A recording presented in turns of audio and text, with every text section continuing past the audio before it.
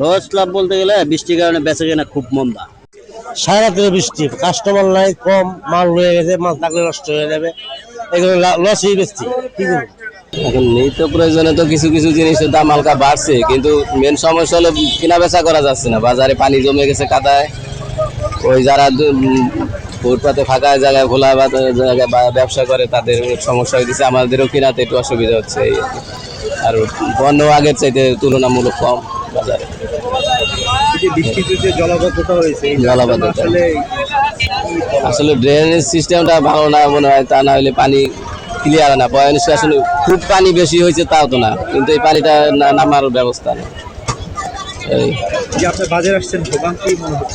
ভোগান্তি তেমন কি কাদা পানিতে ভোগান্তি, পানির ভিতরে বাজার করতে হচ্ছে। আর ওই খোলা বাজারে যারা বেচা কিনা করে তারা তো দাঁড়াইতেই পারতেছে না কাদা পানির ভিতরে। আর স্বপ্ন তো আর ফাঁকা জায়গায় নিয়ে কাদার ভিতরে দাঁড়ানো যায় না।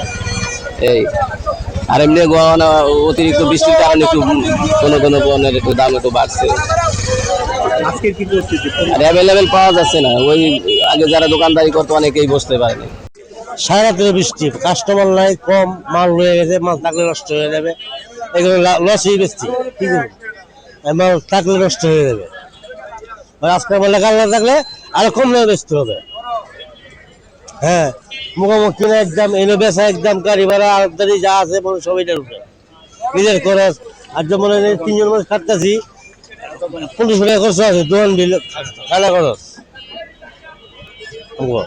এরপরে লেবার বিল, আড়তদারি প্রতি পিসে দেখলে 1 টাকা লেবার বিল, হেইনো 1 টাকা, গাড়ি ভাড়া বলে 60 টাকার উপরে। এটাই তো কইলাম যে গুড় করতে 1 টাকা। হ্যাঁ, বেচা কিনা কম হচ্ছে, কাস্টমার কম হচ্ছে, মানে যারা কিনে কম কমায় আয়ে ঠিক আছে। 20 টাকা দাম 10 টাকা, ওই বৃষ্টির লেগে পানি জমে যায়, এই পানি নিতে মাল বাচ্চা জায়গা। লস লাভ বলতে গেলে বৃষ্টির কারণে বেচা কেনা খুব মন্দা, বেশি মন্দা। এবার আমরা তো সকাল 7টা বাজে বেচা জায়গা, বৃষ্টির কারণে এখানে পাইকার হয়েছে না, পানি হয়ে গেছে। দাম আজকে মূলত একটু বেশি, অন্যদিন দাম কম ছিল, আজকে একটু বেশি।